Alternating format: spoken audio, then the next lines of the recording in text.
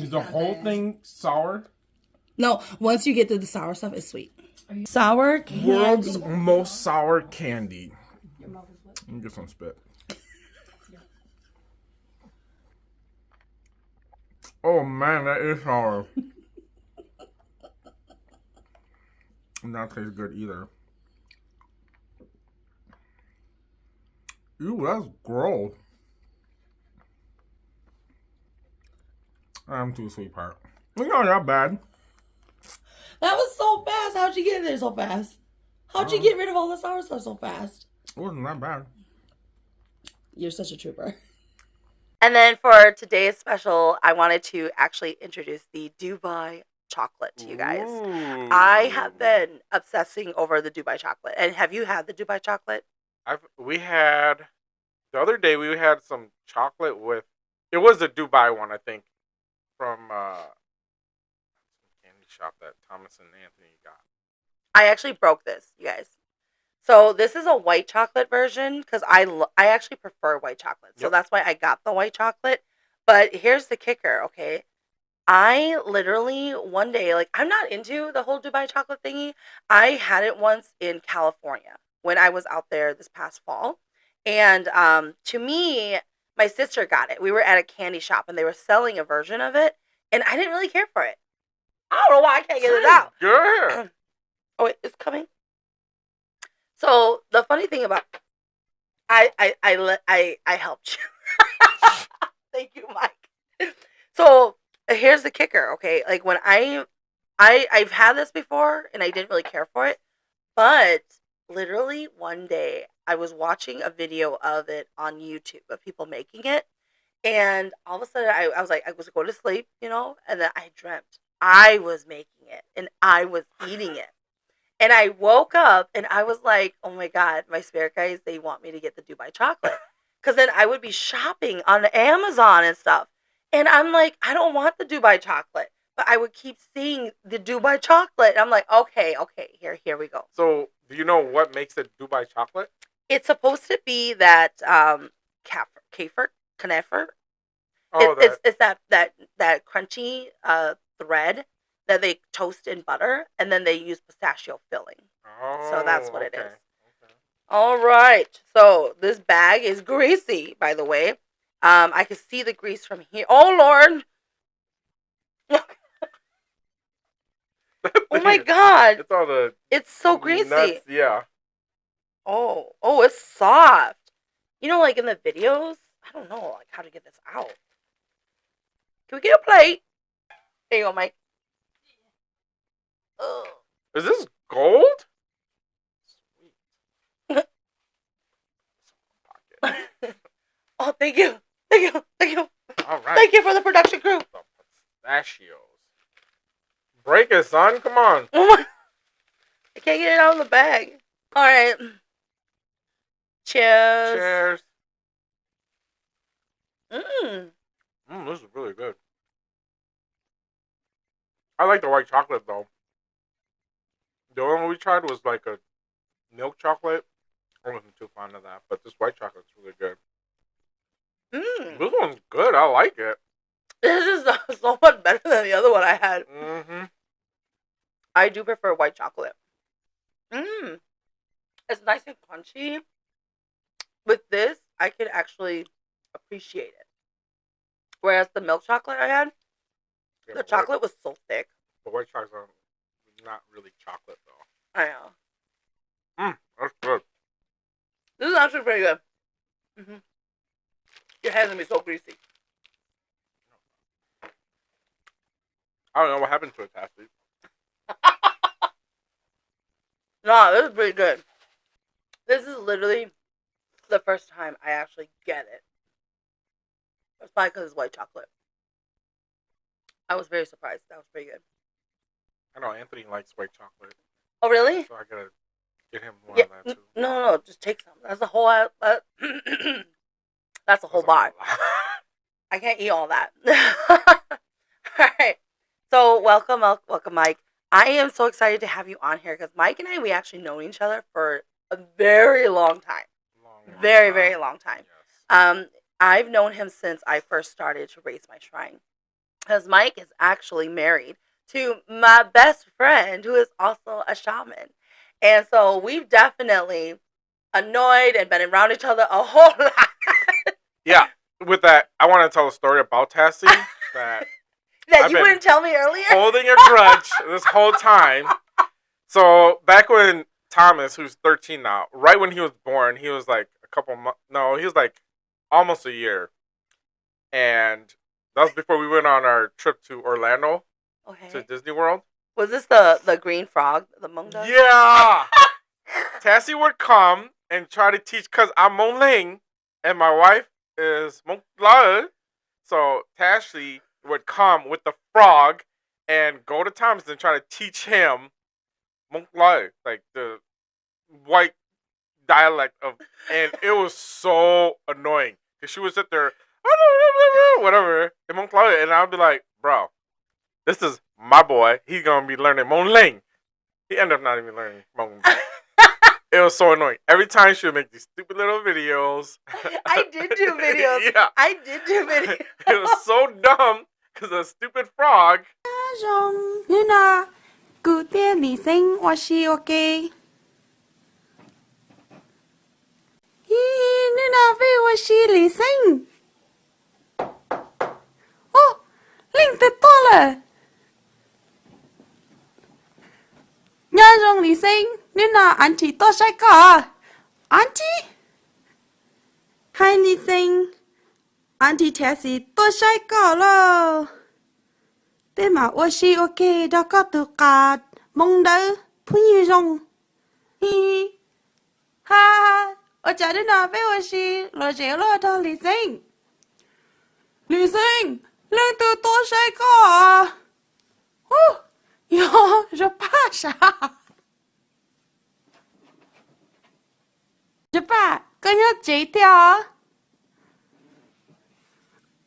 cô nhớ chế theo Tassie, 嗰是把工作理性上，你姑妈把工作理性。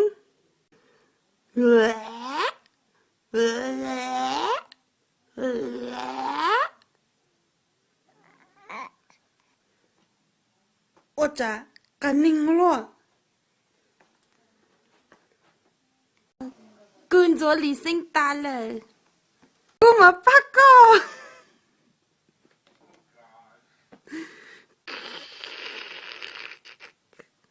Đã hùa lo. I think I threw it away. That frog was so dumb. Oh my god, that is hilarious. Yeah, your son Thomas, like yeah, like we've been around each other for so many years and have known each other for so long in our families. But yeah, like I remember when Thomas was born, I was like, because Hmong Langar is hard. It is hard to understand. It's like a totally different language to me. Yep. And I was like, this boy is not going to be the one who's like, not even my baby. So I was like, I need to understand him too, okay? But, sometimes I do catch your wife actually speaking Hmong Langa. And I'm like, what is you doing? Imposter! Get away! That's the funny thing, because, like, with her, like, just in general, the shaman thing, with her and my in-laws, her mom and dad, like, they don't really understand me when I speak Hmong Ling to them. They're like, Val, what did you say? Well, this is what we do, okay? Mongda, when we're hearing Hmong Ling, we just turn our ears off. That's probably what she said, because she's like, my mother-in-law, my father-in-law, like, does your husband not know how to speak Hmong? I'm like, I do, but I speak Hmong Ling, and then you guys don't understand it, and then my mother-in-law will be like, "Oh, what did you say? I don't understand what your husband just said." So I'm like, "Okay, we'll just go English." And they're like, "So does your husband not know how to speak Hmong?" And so now they have this thing thinking that I don't know how to speak Hmong. Yeah, I don't know how to speak Hmong. Hang on here now. Do other people understand you when you speak Hmong?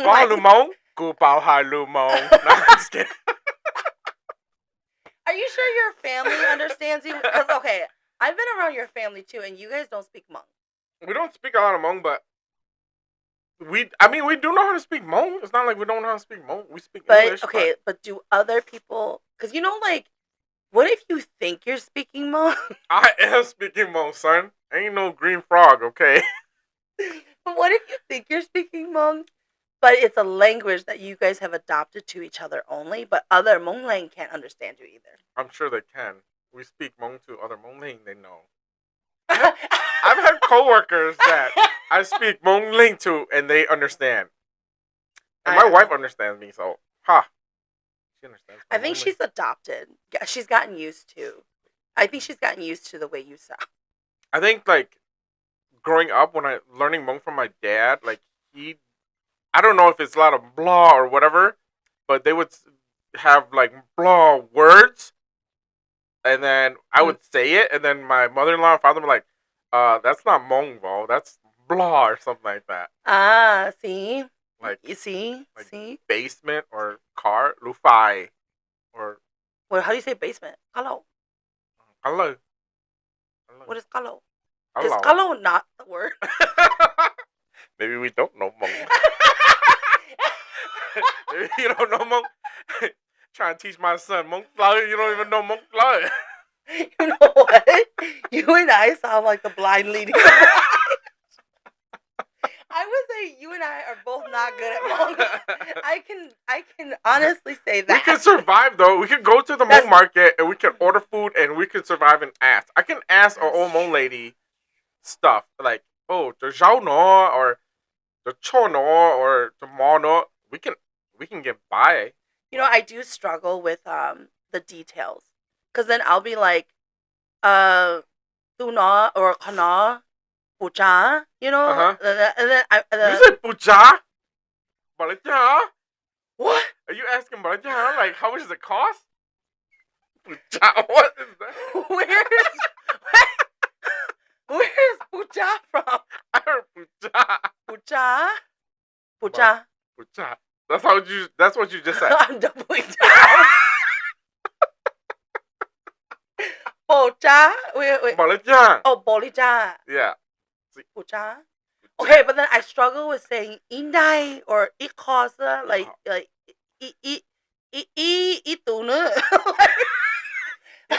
You know, like because then it's the little details. It's kind of like when you tried to say the date and time too. Mm-hmm. I was talking to an auntie the other day, and I kept trying to tell her that I'll be there at 1:00, and I kept saying, "Guma toto imong na," and then I started tripping out. I was like, "Jia among imo," because then in my head I kept thinking of go imong or sumong. Yeah. So then I kept thinking of the word sumong, and I was like, "Where's sumong?" I'm saying imong, and I was like, "So imong na 1:00 na, auntie." But in my head, I felt like I hadn't relayed it correctly. But anyway, man, this is the blind leading the blind. I'm pretty sure you're probably a little ahead of me. But that is funny. But so Mike here, he is not a shaman. No. And you have been supporting my girlfriend here along her whole journey. So I really wanted to have you on to hear your experiences and your stories supporting, especially dating a girl who was a shaman. Yes. And then you finally married her. And then having been married and she's a shaman, like, tell me, like, what it was like going into a relationship. Did you even consider that part at all for you? Like, because your family, are they traditional? Yeah. So my dad did it. He did kakong. He did the sika, everything. And he passed away when I was like 20-something. But, I mean, his main thing was, like, keeping the religion. And he was so worried about us not keeping the religion.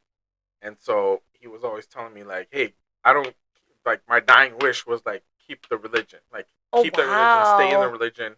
And when I was talking to Gushpa and we were, like, just starting to talk and started dating stuff, like, she wasn't, like, nothing shaman, anything like that. And so as we, like, started dating, I mean, you'll hear the story about her more, but it's like her arm was hurting. They didn't know what it was. In her name, like, her name was Maikia. So everybody knows her by Maikia. She changed her name to Gushpa because of the whole shaman thing.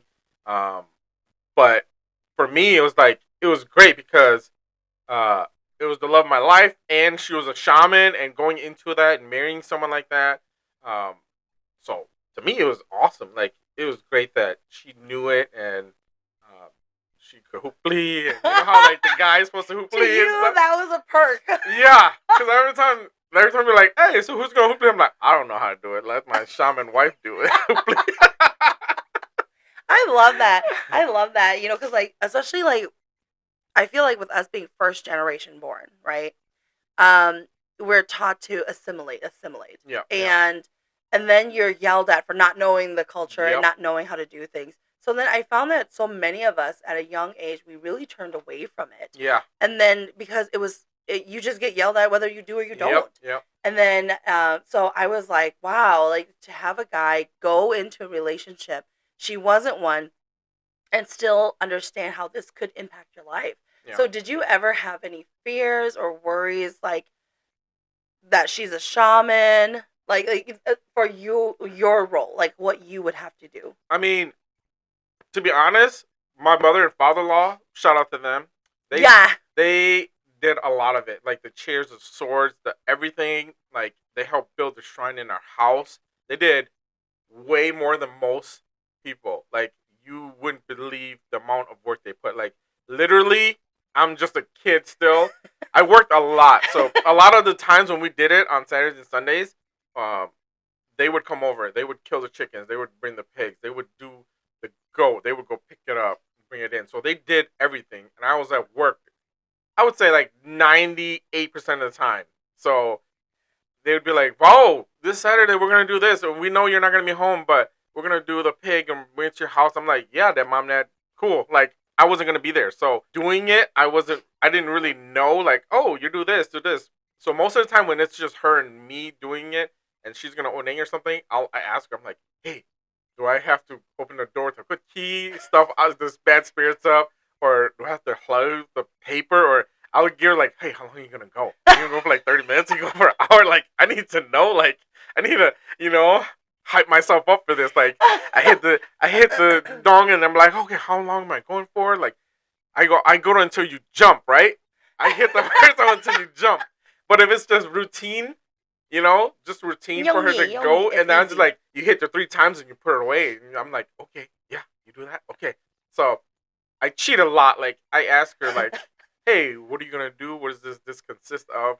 And then when we do the big ones, my in-laws will actually be there. So they'll be like, "Whoa, go do this. Whoa, play that. Whoa, you got to cut it like this, Yeah. So I don't do too much of it because they're there to support, and they always yell at us like, "Hey, the new one, we're not there anymore. Like, you have to learn this stuff." And so I'm like, they worry so much. Yeah. And I'm like, I'm trying to pick it up, but then I'm like, total shout out.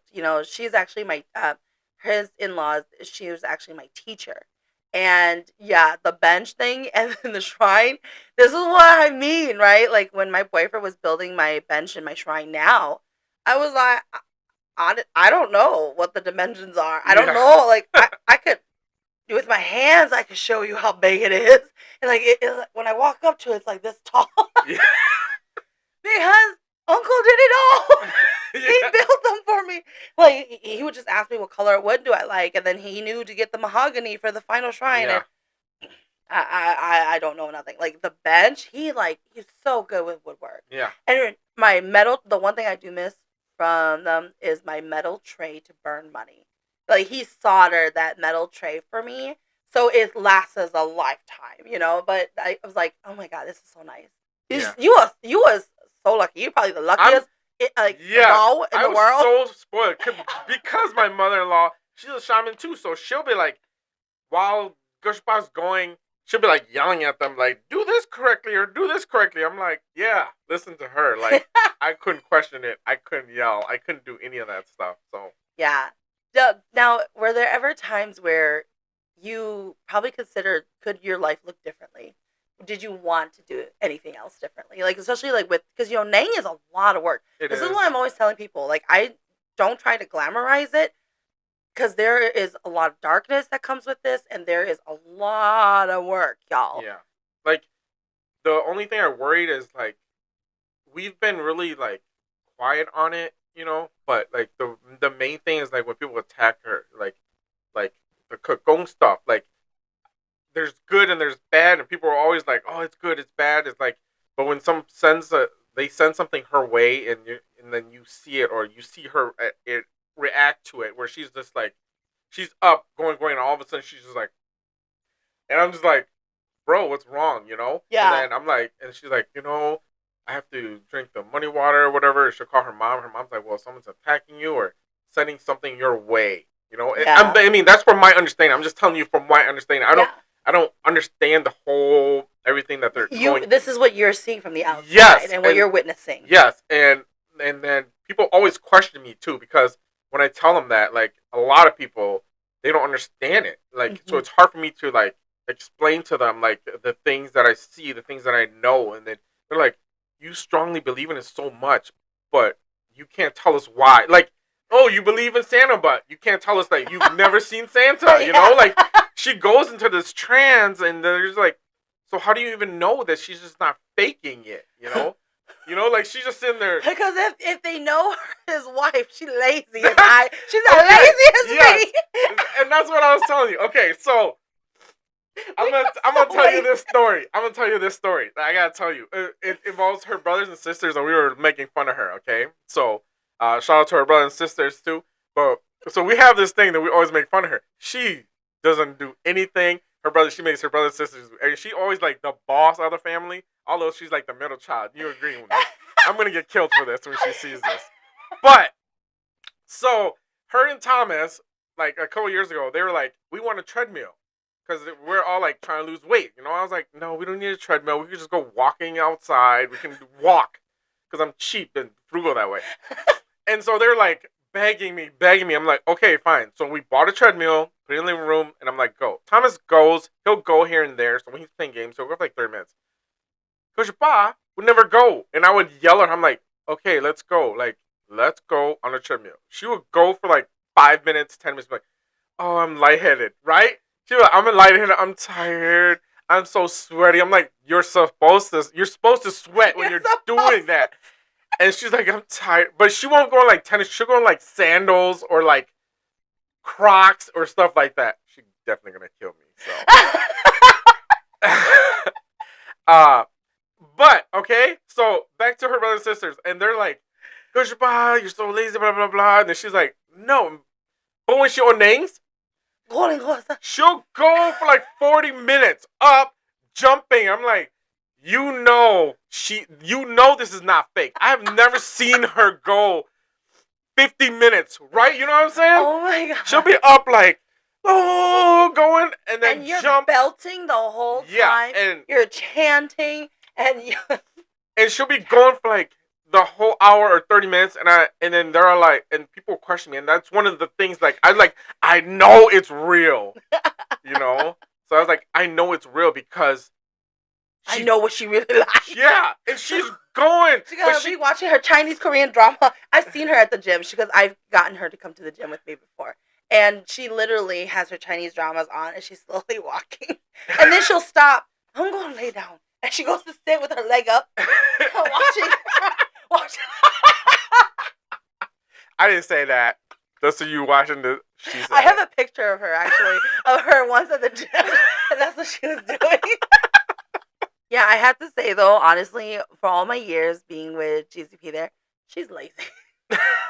She's lazy when it comes to, because there's so many times where I come and I see her, and she's like, oh, I'm so sick, Tassie. I'm like, have you ordained? And she'd be like, no. But, later this week I will. And then, when we finally get her to actually do it, she's like, energized herself again. And I'm just like, why you like this? Why you like this? She'll be like, hey, I'm dying here. Can you do a new egg on my shrine? And I'll go do it. And she's in her bedroom. She's in the bedroom, and I'll go do it, clean, do the rice, keep on everything, and then I'll come back in the room. She'll be like this. Hey, let's go to the store. I'm like, dude, you were just dying, like, literally on your deathbed like 2 minutes ago. But and the then second she feels good, let's go do something else. Yeah, and I was like, no, you need to go and go key the spirits away or do whatever you need to do. Yes. But like, that's one of the things you can tell with her too, is like, you clean the shrine and you get everything ready, and she's like, boop, up. And I was like, dang, dude, like, no amount of Red Bull gonna get you this kind of energy.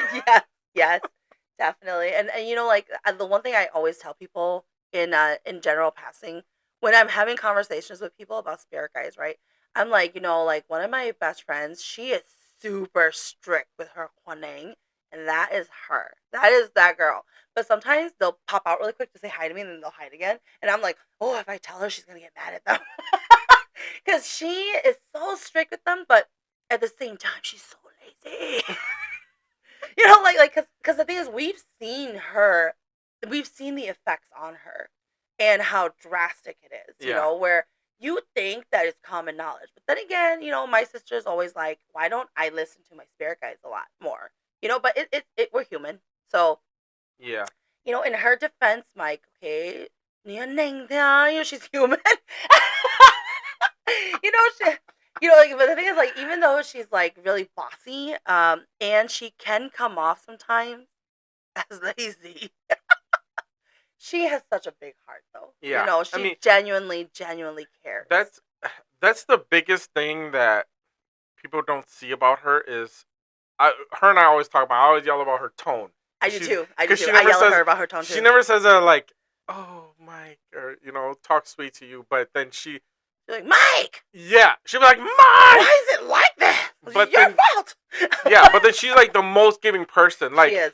Like, we'll go, and a lot of times she'll be like, hey, let's donate this, or let's do this, or like, I would say 99% of the things that we do and we donate and we give out is just her. And she's like, we're donate to this, or we'll help this school out. And I'm like, okay, whatever, you know. How many times I know that she will cook whole elaborate things because she knows somebody likes it. She'll do a whole tray of it and just drop it off. And I'm like, you got so much energy to do. I was like, hey, if you make it, maybe they could pick it up. No, that's okay. I'll just drop it off too. I'm just like, wow. But then she's always saying this line to me, okay? She's always saying to me, 找我学妹 or something. 找我学弟. Yeah. 找我学弟. Like, don't make your heart distant, you know? And then she also says to me, oh, the Hmong Tassie. That's why we do this. I'm like, she always, as long as I've known this girl, I remember the first time I met her, I was just testing with her mom, right? And I was just getting ready to raise my shrine. And I used to come over all the time because it wasn't time yet for me to raise my shrine. So I would come and shake at her mom's shrine. And at this time, she was living with her mom. She wasn't married yet. And I remember she got done, and then she was talking to me. And then as we were getting ready to leave, she said that line to me. And I remember I was looking at her, and I was like, what is she saying to me? Because I was like, so then years later, I finally asked her. I was like, what is that supposed to mean, Japat? Like, what is Shia day? No. What is that line you always say to me? Yeah. Yeah, like, don't have a distant heart. And I'm like, where's my heart going, though? Like, I didn't understand it. To this day, I probably still don't understand. But I would say I did learn a lot from her of, like, to be more giving. She is, like, annoyingly giving person, you know, like, where she doesn't care if somebody's taking advantage of her. She doesn't care if, like, they've been mean to her whole life, you know. She is that person. Yeah, she'll do that. And it's like, it was almost to, like, a fault of, like, because she's so giving, it's almost like she's flaunting it, you know. So sometimes I tell them, like, hey, yo, chill, like, we don't want to be like, help and pay for this or help do this, because it kind of looks like you're flaunting your money, like, oh, Tessa, let's go out to, I'll just pay for it. Like, she'll just randomly pay for it and not even think about it. But in other people's mind or third person view, they're gonna be like, damn, you trying to flaunt your money? Like, oh, we eat at this fancy place, I'll just pay for it. I'm like, bro, like, chill. Like, people are gonna start thinking like you're just trying to flaunt your money. I'm like, oh, if you trying to flaunt your money, fine, go ahead, pay for it. You know, so it's like, to a certain point, I'm like, that's not even where she's coming from. She is, like, genuinely such a giving person. You know, like, but I will say, I do agree that sometimes, you know, her mouth be getting her in trouble. with it, especially with her mom. But you know, I feel like sometimes like there's something that I genuinely believe. When you really care for somebody, you're mean to them because you know you want better for them. Yeah. So then you are meaner and you're harder on them.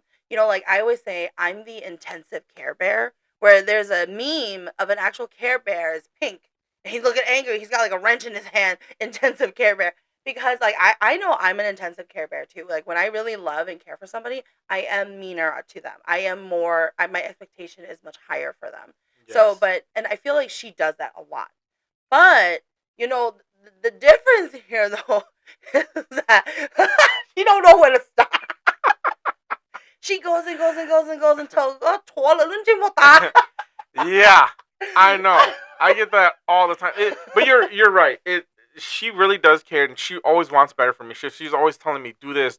Like, I mean, even back to the shaman thing, she'll tell you, you know, hey, do this instead of doing this, you know. And I'm like, is this coming from Gojapa or is this coming from the shaman? Like, you know, that is something this is something that Mike does all the time, okay? A lot of times, even if I'm saying something to you, you'll be like, is it you saying this to me? Or is it your spirit guide saying it? Because I'll listen if it's the spirit guides, but if they're telling me, buy the lottery ticket, I'm buying a lottery. If you tell me buy lottery, I'm just going to waste $20. I ain't trying to do that. There's so many times I'll get her all mad because I'll be... You do that to her a lot. The lottery go up and she'll be like, let's go buy a lottery. I'm like, hold up. You want to buy lottery? Because that's $20. I can go get some Mickey D's for $20. Or is this a higher power telling me to go get that lotto? It's so annoying. And I was like, so is it you or is it them? And then she'll be like, no, just go get it. I'm like, fine. Hey, $20 is just $20. And we never win. Because it was just you, wasn't it? Yeah. Oh, man. So knowing all of this, like, you know, with your wife and the support that comes with it, like, what do you think is some of the biggest issues that you face now? Especially like opinions of others, you know, making time for Nang and who's gonna support her when you're not there because you have to work. Yeah, I mean, her family is our biggest supporters, and you know, I'm so grateful for all her brothers and sisters and her mom and dad that they come out and support. You know, everybody's busy and it's weekends, so just having them come out and helping, that's huge because I'm working in the morning. I'll get in like 5 or 6 in the morning or 7 sometimes. And then I'll work until nighttime because Saturdays are weddings, you know. So I'll work until like 7, 8 at night. So I'll do like 12-hour shifts. And then Sundays we'll be there Sunday mornings for the breakfasts and stuff like that. So it's hard for me to be there during the weekends. And I'll be there. Like, I'll be off like Monday, Tuesday. I'm like, okay, let's ordain Monday, Tuesday. No one's there, you know? So it's like, yeah, you can do Monday, Tuesday, but you're going to go bring your own pig. You're going to bring it by yourself. And, you know, at Longcheng, their delivery happens on Tuesdays. But with my in-laws being retired now, it's more flexible because we just did a couple, like, last month. And we did it on a Monday. We did it on a Tuesday. Oh, nice. You know, because they'll go and we'll still have to clean the house before they come. Yeah, of course. You know, okay, here's the thing, okay? GZP's parents are very traditional. They are not going to yell at Vo, Vo, okay? It's GZP who will get an earful from her mom and her dad. Like, why can't you be a better wife? Blah, blah, blah. Vo works this hard. You just need to clean. Like, I mean, I ain't going to disagree with that, you know what I'm saying? Oh, my God. But, man. But no, that honestly though, like it is so great to have that kind of support in your life. You know, she's definitely very blessed, man. Very blessed. Yeah, I mean I think it's the energy that she puts out and she gives it back to. Like my family, they're always support. They have a lot of things to do. A lot of my family, they go to church too. So it's like my sister, because my sister's married into church. So, but they're very supportive. You know, they're very supportive. Whatever we need to do, we can say, hey, we gotta kill chicken. They'll come over and kill chicken. You know, they'll all come and help and do other things. A lot of my sister-in-laws, they went to church and then they married into our family. But we don't necessarily do like Onang stuff like as hardcore as like Goshipa's family does it. Like they're hardcore. They're the like, OGs. Like where every branch of the family comes. Yeah, it's like we'll plan a trip to like Wisconsin Dells with my in-laws, and we're like, hey, mom, dad, we're gonna go to this weekend to the Wisconsin. Nope, we can't. We're gonna Onang. How about Sunday? Nope, we can't. We got Onang. Well, when are you free? July. Yeah. They're like booked 6 months out. I'm like, so we have to book you to go on a family vacation? They're like, yeah, we're busy doing this day. Yep. They'll have calendars, and it's like you gotta book them just to even like have a birthday. That is the life of Nanging. It really, truly is. Like, you're always on Nanging, if not for yourself, for somebody else. You know? Yeah. So you gotta get them whenever you can. But definitely, like, I have been there helping out, and you've been there a few times when you guys had to do the Saga. And here's the funny part, okay? When Mike has to do something for like the Saga, we are just giggling and watching him from the kitchen doorway. Cause we know he's struggling. He's sweating. He's on his knees holding a chicken, trying to throw some claws, and it's not working. And then you got like Uncle there, like, come on, Bo, you gotta say this too. Yeah. Oh man, we do have to record that, dude. Cause you do it. I think before you sacrifice the chicken, you have to throw the horns. Yeah, get the horns for them to accept it. Yeah. You have to throw it like a certain way. Every time I throw it though, it's wrong. And my father-in-law's just like, he'll tell me, "Oh, say it this way. Oh, don't be mad, be happy. We're doing the new year. The old year's gone, the new year's here." So the whole backstory is, okay, my dad did it all the time, but I was young. I was like 11, 12. Like I didn't even care about it. He did the cigar, he did the cacon, whatever.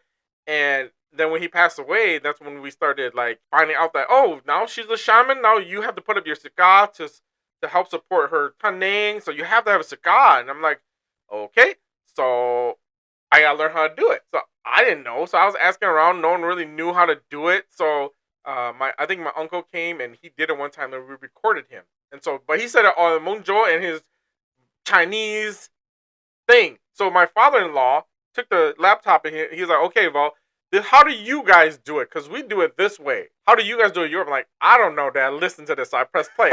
And he watches. He's like, oh, okay, yeah, it's similar. You guys do this thing and you guys do this. Because they just put the money on the wall. Mm-hmm. They don't have actual...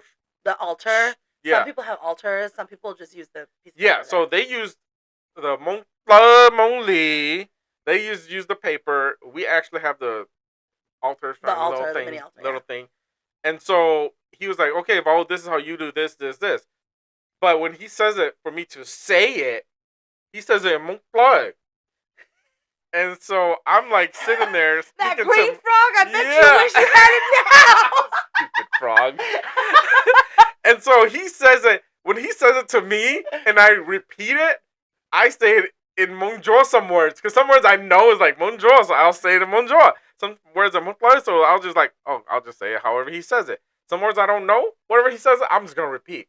The hard thing, why we've been doing this for 10 years. I never get it. Have it down by now.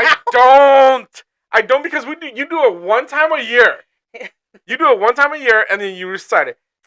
And every time Goshipa's in the kitchen, like cooking, boiling the chicken, poaching it, doing food for whatever, so she's never there. So the last couple of years, I'm like, hey, record this. We can do it. I've gotten it down a little more. I mean, I don't really have it. I don't think personally I'll ever have it. So he'll always have to be there, or else we'll just put on a laptop and then press play and throw the call when you need to. Press play, say it, throw it, pause, press play. Don't do that, you guys. Oh my god. But I think, doing that and then feeding the ancestors and everything, I think a lot of it, from my perspective of someone who doesn't have this shaman aura or whatever, I think it's just the way that you're doing it. If you're really honest and you're really doing it with good intention, then they'll understand it and they'll get it. Like a lot of times why they're mad when I'm throwing the horn and they're not picking up is because I haven't done anything. Like I haven't fed them or I haven't done anything. So obviously they're mad. Sometimes we'll go like 2 years and no big deal or something like that, you know? So they'll be mad, and so you're throwing, they're just like not picking it up, not accepting it, and you're just like, yeah, in the middle of it, as I'm throwing it for the 20th time, and they're still not accepting it because I'm not falling correctly. I'm just like, oh, yeah, maybe I should do it more often and learn. But You know, it's hard to learn. that's so funny because then literally just yesterday we had to change a girl's name. I went to go do a hooply in Bulb Bay for her, and then I was doing the meal for her to come and eat, and then all of a sudden she came and she was like, "Zah," you know, like get out of the way, I'm coming to sit. And I was like, "Oh my god!" I ran so that she could sit down and eat. I was like, but yeah, I wish that you could sense all that and the spirits around you, like Yeah. because then you'd be like really shaking in your boots. Like, I think when they said it, my grandpa had the power. I don't know how they did it, but he had it. I mean, he passed away before I was even born. But he had it, and then I had a little bit, but I didn't want both of us to have it, and like me to Onang. So like we had my mother-in-law just hide it, you know. And I think it's like passed on to Anthony or Thomas or something like that too. So I think they have some, but I know you know. You probably like thinking right now, going in your head like, but it's like they hit it because for me, it's just my job in my life. We couldn't both of us Onang because it's like two alpha males just boom boom with treasure finding me. Yeah, so it's so that's why, and it's better if I support her in that way too, because I know she's stronger and she's really helpful in that way. So it's not like she's gonna go do some black magic on them, you know. And a lot of we do get a lot of people is like, it's so fake. Y'all just doing this, and people are paying so much money. Like they're paying all this money, and you're just like, just looking at their luck or whatever it is. So a lot of people are like, well, you can't even tell me what the 99% of people are talking about. Like, so does she know the lottery tickets? I'm like, trust me, I've been trying to do that for years. I would know it before you would know it. Yeah. I'm not gonna tell you, but there will be signs. You flying all the time all over the world. Those are the. I just bought a Miami mansion. Yes. I won't tell you, but there will be signs. So, what is something that you wish you had known going into like your life now that you know now? It's a lot of dedication to it. I probably would have like chosen another kind of career. Yeah, your career is tough. You have a So, hard career. It's like I cook for a living, so it's like I'm cooking You're more all the than a time. cook. Like, You probably like. I don't even know you actually cook. You have people who cook. You just create the menu. Don't be telling people my secret, okay? What I do in my office is what I do in my office. Don't ask, don't tell. If he's okay? cooking, he's probably just cooking his meal.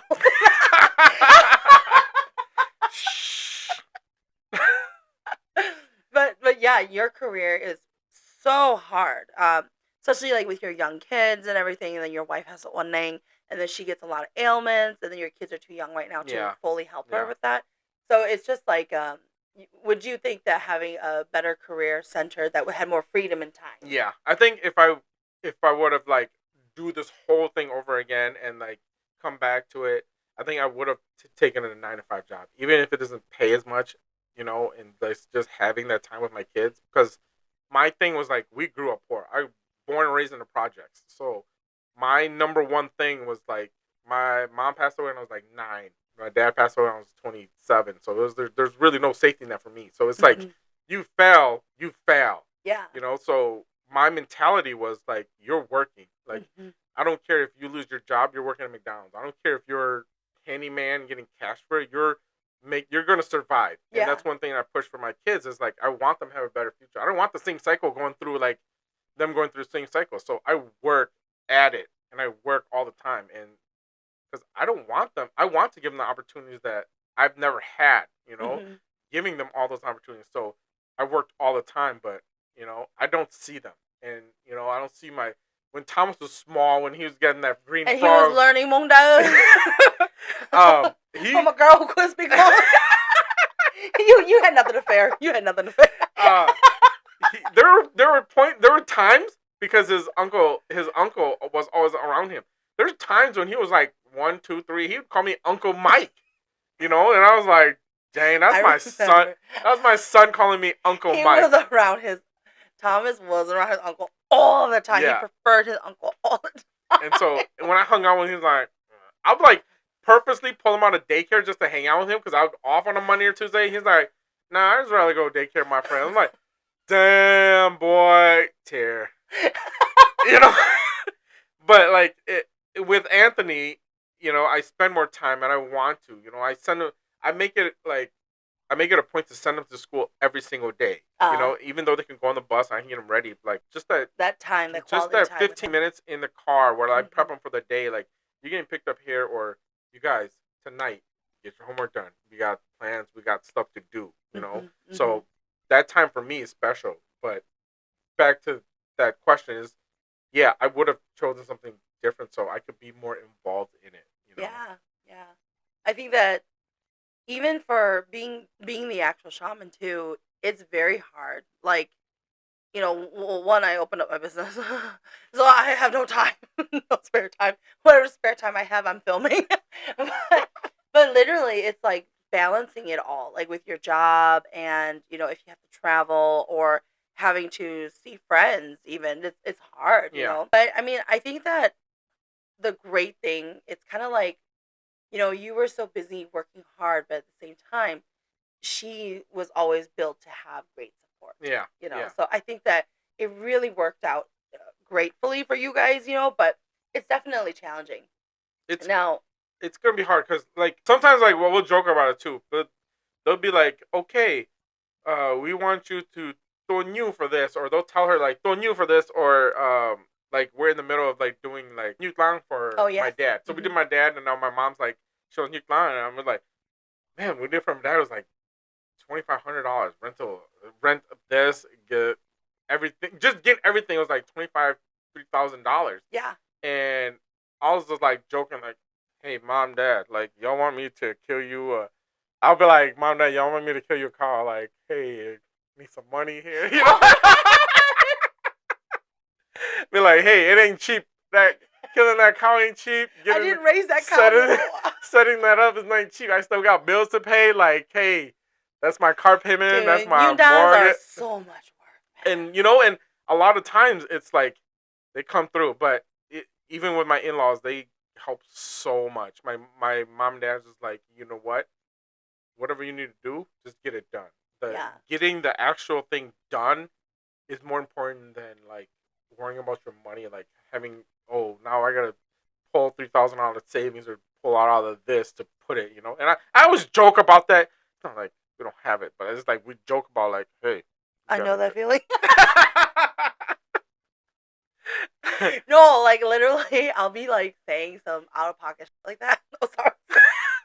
Edit that out. 25 minutes. No, but I will literally be joking about that kind of stuff. Like, well, you know, when I have like this, then I'll do this. And then it happens. And I'm like, so let me go back on this. Yeah. Maybe a little bit higher. I mean, this is the thing like I always joke about, but it's like it comes too. So my dad was asking to do New Lang for a while. Like a year or two. I don't think we did it for a year or two.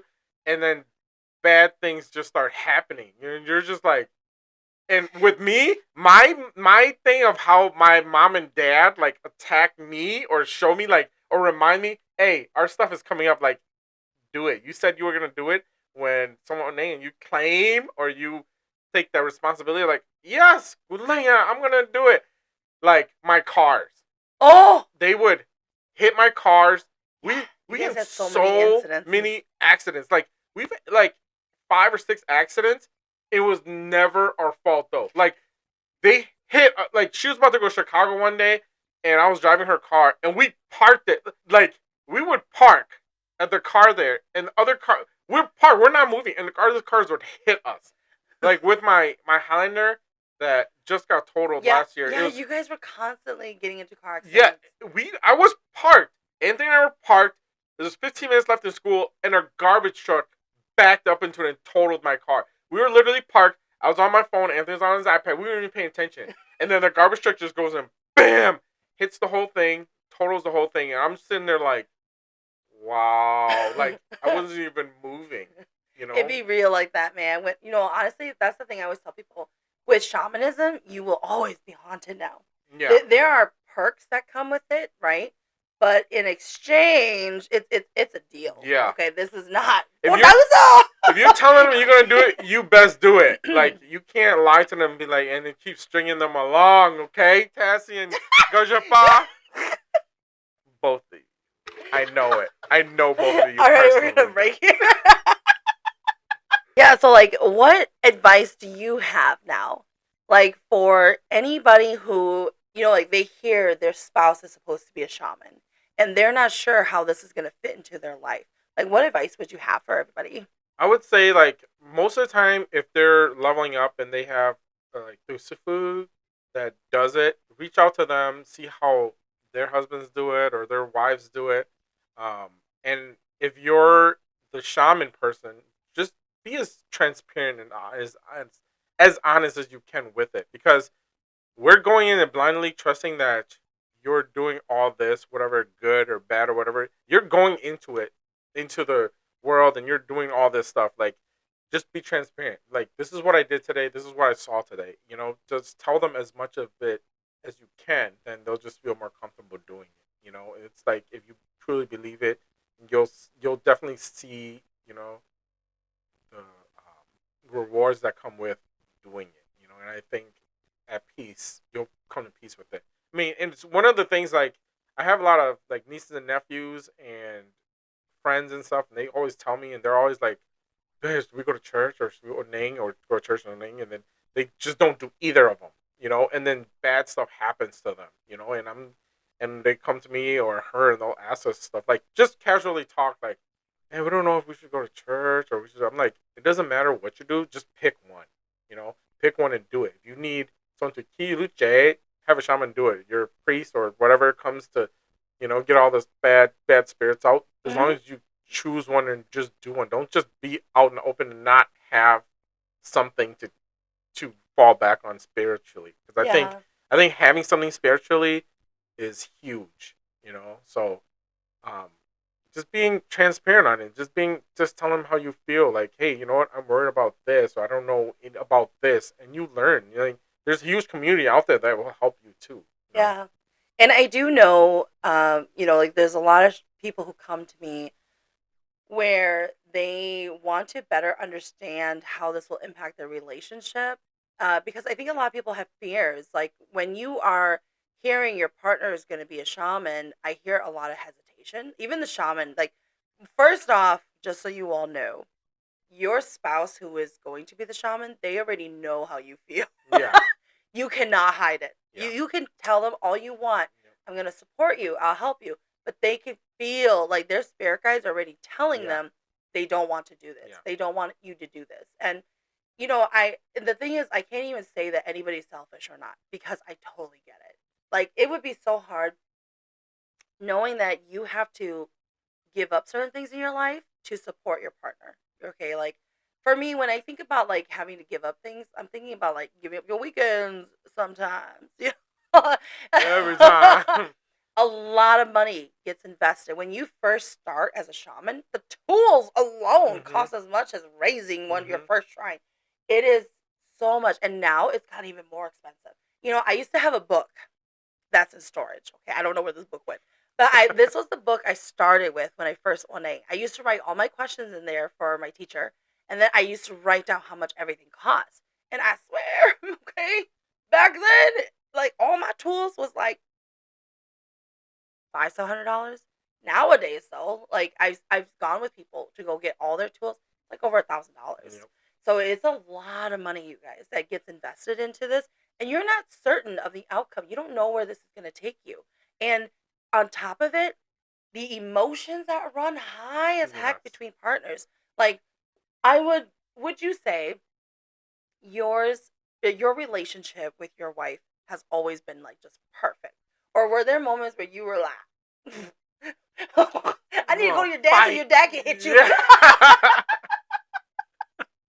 Yeah, it's never perfect. It's never, like, it's never going to be perfect, but a lot of it is transparency, honesty. Communication. Like, communication. And I suck at communication because my phone, she'll text me or call me. I'm like, oh, whatever. And I'll come back to him later. She's like, did you read your text? Did you look at this? I'm like, No, I saw I was busy at work. It's like, well, you should have looked at this, or we're playing this day. But I mean, the thing is, if you do agree or you do want to dive into that as a spouse, you're gonna be as transparent as possible too. Mhm. They see and know a lot of things about you. Like, I'm not We out just there. don't say it. Yeah, it's like they have that GPS tracking on you spiritually. They know, oh, your husband is doing this now, and that's stuff that I don't tell people. But like, I'm super transparent with her. She knows wherever I am. I'm only at work. I'm never out anywhere else. If I'm anywhere else, she'll question it. She'll know, like, hey, where did you go here? And I'm like, oh, I went with my friends here, you know? But you just got to be super transparent. And the communication there is number one. It's like, Yeah. when we don't have good communication between Gershba and I, we don't have good communication, we fight a lot. And that's with every relationship, because you're thinking one thing and she's thinking one thing, and then when you come together and you're like, I thought we were going to do this. No, we're doing this. Oh, it's because you weren't communicating. So I think communication, like you said, is number one. Yeah. Transparency is a huge thing to me, because you just got to be honest, and you just got to be transparent. You can't be telling her, you know, you're going to do this, or spiritually going to do this, and then you don't follow through. You're getting into huge problems if you say, yeah, we're going to do this Shaman journey, and then you don't do it, or you just slack off on it. Yeah. It will come back to haunt you, because Yeah. they're like, I thought I had your full 100% support, and then now you don't. Like, Yeah. stuff comes in a way, but they'll know if you are actually putting forth that effort. Because if you're not and you don't want to do it, you got to be honest and be like, you know what, I don't really believe in your shaman whatever journey, but I'm going to support you, or because I love you so much, or Yeah. whatever it is. Like, you have to make that decision early on too, because Yeah. I've had a lot of family that have come to me right when we were dating, and she just became a shaman, and they pull me aside and be like, Mike, this is a lot of work, because they've been through it, they've been the spouses of it, and they're like, is this something you really want, you know? And I'm like, yes, because if I don't have that, that's what I'm missing from my life, and that's spiritually, that's something that I want, you know? So Yeah. I do feel like a lot of people, they want that freedom. yeah. Because then they feel like shamanism is tied to our traditions. And a big thing that I see a lot is that a lot of people will shy away from doing shamanism because they know they don't have anybody to teach them, and they're going to get yelled at, and nobody's going to want to help you. And then you're struggling with, who can I go to for help? And then at the same time, so then they see that part as such a big burden, right? And then at the same time, they're also afraid, what if their wife or their husband becomes possessed, or they become a different person, or you get scammed and you lose a ton of money? Yeah. You know, so these fears are very real, and a lot of people have these fears, you know? Like, for me, I was afraid of becoming possessed, you know, and it was going to happen to me. Okay, so I did not think of any of the work. I'll be honest, y'all. So when I tell people, even when I see clients, that I tell them, yes, you have only 3 more years to raise your shrine. I warn them, though, this is a lot of work. Yeah. You know, go to church if you can, but it's a lot of work, you guys, and it is so rewarding. Like, I would not give this up. I you know, like, clearly I couldn't get away, but besides that point, you know, just knowing how much better of a person I have become, how much more fulfilled my life has been, and finding myself, definitely this is my path, and I know that. But I also know, like, a partner, like, especially when I was dating, like, my spirit guides would always tell me, not this one, not this one, not this one, not this one. And I'm like, no, I'm not gonna listen to you guys. I'm gonna try and make this work, but I just couldn't like this person. So I was like, okay. And then finally, I met my real partner, but it'd be like that, you guys. Okay, it's like, usually when couples get together, because there's a saying that Neng Chia causes divorces. But in reality, people don't see all the background that leads up to it. Yeah. A lot of people start to hide their real intentions, their real thoughts from each other. You start to think, becomes more selfish, and you don't work together. Yeah. You know, like, usually when you're in a relationship, in a marriage, you want to do things to better both of us, you know? But then what ends up happening is eventually you're not really in this relationship anymore. And throwing Nang on top of it is just the iceberg. It's just the tip where now we're just gonna crack, right? And then so much arguing comes from out of it. But then your spirit guides at the same time will push you. They will push you and they will push your partner and put you guys through the ringer, because if your spirit guides know already this person is not going to support you, this person is not going to hoop it and get you to where you need to go, they will get in the way. Okay, they will. So there, it's never a clear cut. Yeah. It's never easy. But I do want to ask you, have you ever been afraid of your wife? Like, afraid of her, like what? like one, like what if she becomes possessed, or two, what if she sends something to you? Since she probably possessed me right now, I wouldn't even know. I'm like, you know, shoot. Hi, babe, I love you. No, just the type of person she is, just her spirits. Like, I've seen them. I've seen her spirits. You know, her mom does put her spirits in check. Like, a lot of times they'll yell at her too.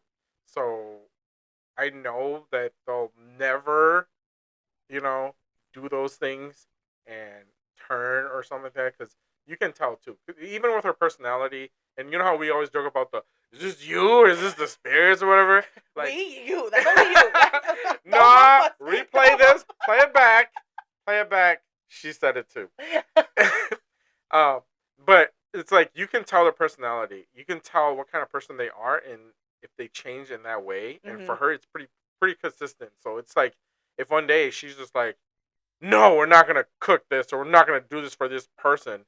I'm like, oh, okay, why? Go wash yourself and go. Yeah, I was like, are you mad? Like, is this personal? Like, is this person personal, or is this like spiritual? Like, what are you trying to do? But you're right about the whole thing where if you aren't compatible with someone, the Penang will come and split. Like, her and I will. We'll sit there and we'll argue. It won't even be about Penang or something. It'll just be about something stupid like, hey, I want to go out and she doesn't want to go out and eat or whatever. And then we'll sit there and yell, scream at each other and cussing out. And then all of a sudden we got Oneng and we're just like, after Oneng, we're just like hug each other and like, oh, I love you. Let's just cuddle to sleep and I love you, Lou.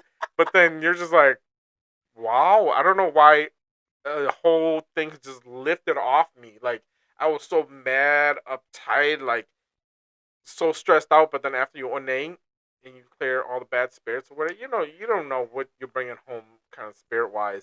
And then all of a sudden you're done and you're just, like, clear and you're just happy. And she's just happy. Yeah. Or she says she's happy. God. I'm just kidding. No. Yeah, but she... You're so stupid. Oh my god. Well, thank you so much, Mike, for coming on. Thanks really for just having sharing your stories, your experience. And I hope she doesn't hit you later. I'm gonna go straight to work. So she can't hit me anymore. Thank you, Mike. Bye, guys. Until next time.